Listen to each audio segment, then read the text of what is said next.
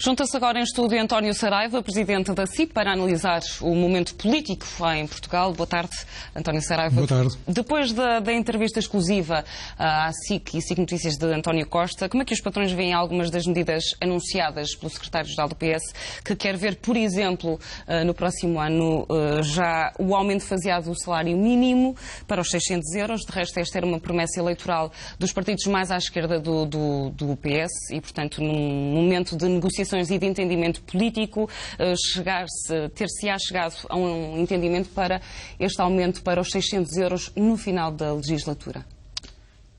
Tal como eu tenho dito, o que os empresários mais desejam é um quadro de estabilidade. Estabilidade legislativa, estabilidade fiscal e estabilidade laboral. Por isso aquilo que pedimos é que as políticas partidárias não influenciem negativamente o trabalho dos empresários.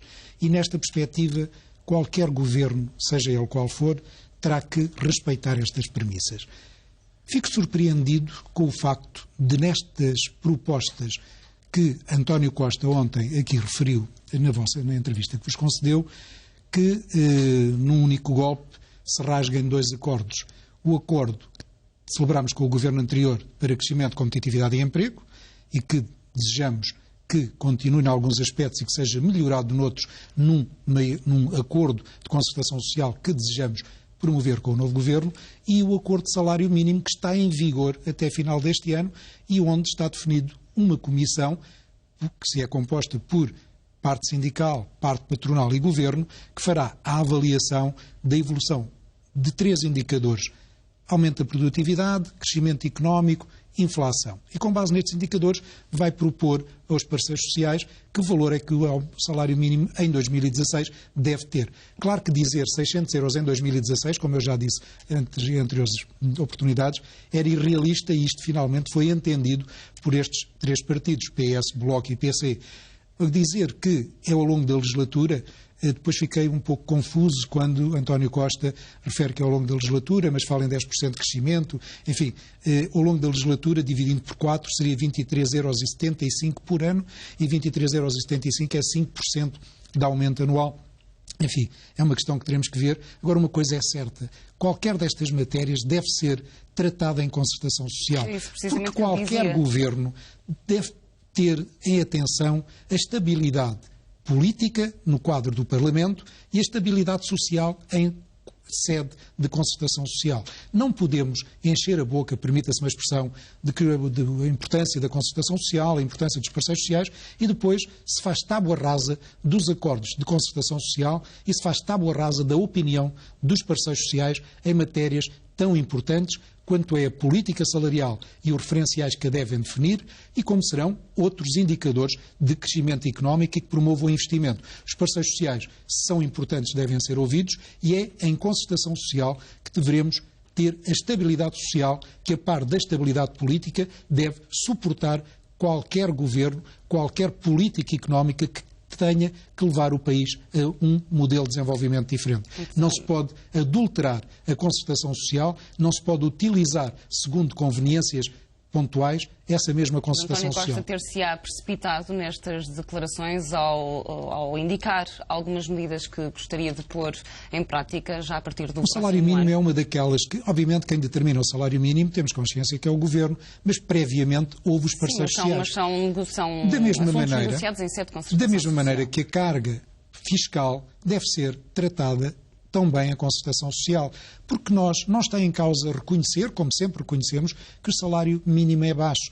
Temos é que criar condições para que as empresas que ainda o pagam tenham aumentos nas suas produções, na valorização dos seus produtos, na melhoria das suas margens, para atingirem os objetivos que vierem a ser traçados e gradualmente atingidos. E é na concertação social que isso deve ser feito. Não é por vontade ou por decreto. A política salarial deve ser discutida em sede própria, em concertação social entre todos os parceiros, sindicais, patronais e governo. Adulterar esta prática é um mau sinal que se dá na expectativa que cria de alguma tensão com os parceiros sociais, que ninguém deseja, porque o pilar fundamental, os 2 pilares fundamentais de estabilidade política e estabilidade social devem existir. Havendo estabilidade política em sede parlamentar, não podemos prejudicar o outro pilar fundamental que é a concertação social.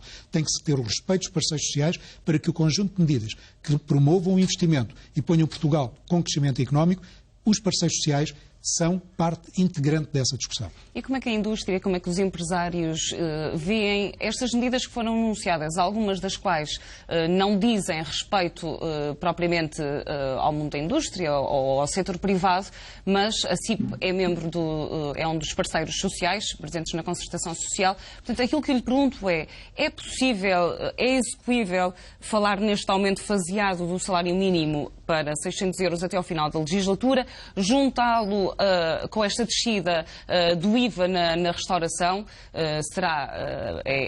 de alguma forma estão a atender aos pedidos que são feitos já há bastante tempo, não inclui a descida do IVA social para os 6%, depois, por outro lado, a eliminação da sobretaxa de IRS e também os funcionários públicos, cuja proposta do secretário-geral do PS é um aumento a cada 3 meses nos salários. Obviamente vamos ter que esperar pelo programa que, após António Costa ser nomeado Primeiro-Ministro, o que ainda não aconteceu, esperemos o programa do Governo que vier a constituir e desse programa e do seu conteúdo é que poderemos fazer uma avaliação cabal, total do seu conteúdo.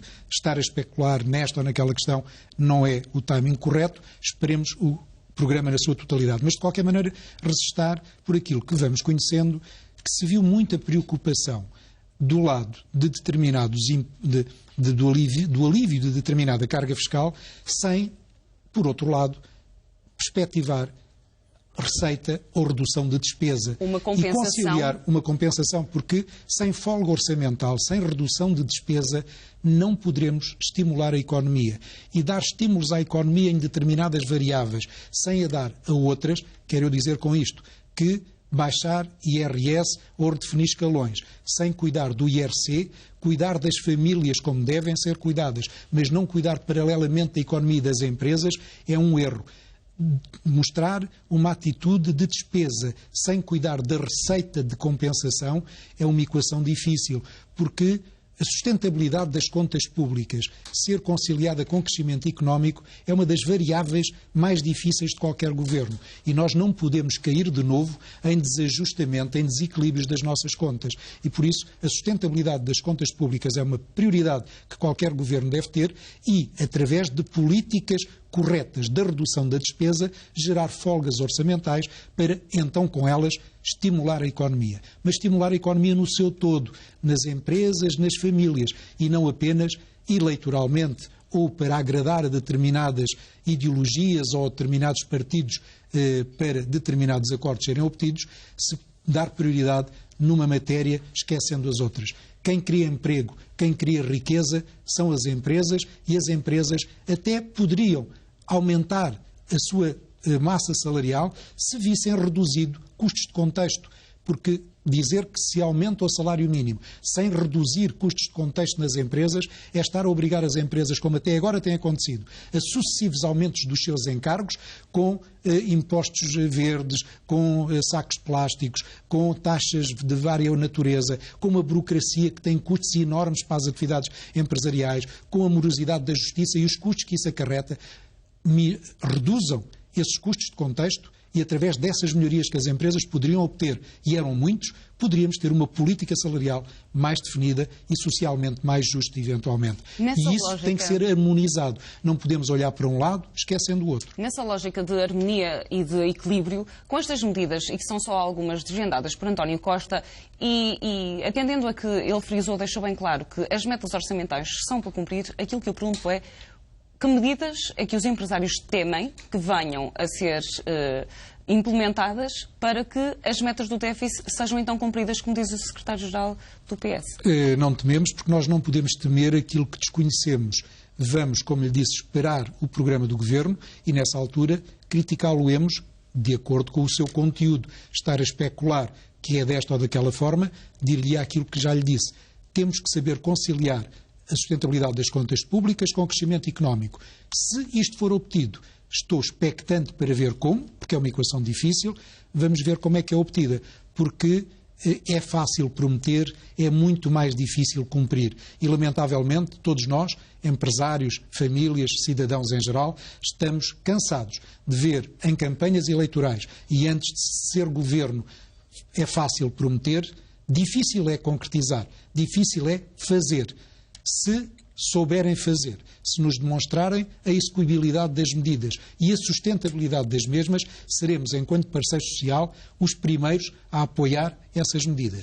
Mas não vamos embarcar em sonhos, vamos ter os pés bem assentes na realidade, porque os nossos problemas, ao contrário daquilo que alguns nos querem fazer crer, não desapareceram. Nós teremos pela frente anos difíceis. Nós temos uma situação interna e externa preocupante. Os mercados para os quais destinamos as nossas exportações estão com crescimentos anémicos. Angola está com problemas, a Alemanha começa a ter problemas, a China está com arrefecimentos. Por isso temos problemas internos e problemas externos que exigem muita cautela, exigem muita racionalidade nas políticas que vierem a ser definidas.